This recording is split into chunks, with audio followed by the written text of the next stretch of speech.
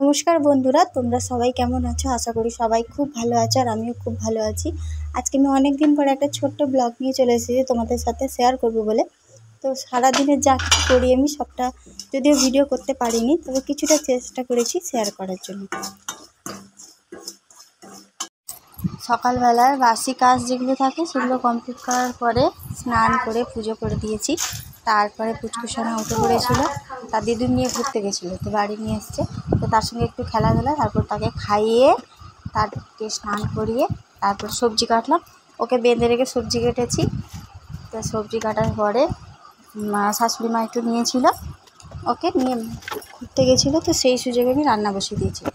তো যেহেতু মানে ওয়েদারটা খুব ভালো ছিল, তো তাই ভাবলাম উনুনটা একটু জ্বালিয়ে ফেলি।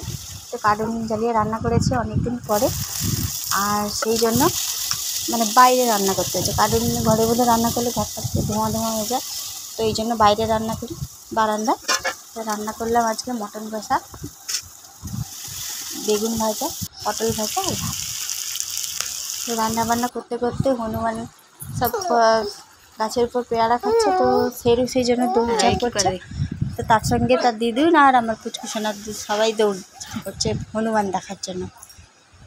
তো আমার ভিডিওগুলো কেমন লাগে, ভালো লেগে থাকে অবশ্যই লাইক, কমেন্ট আর শেয়ার করে দিও। সবাই খুব ভালো থাকো।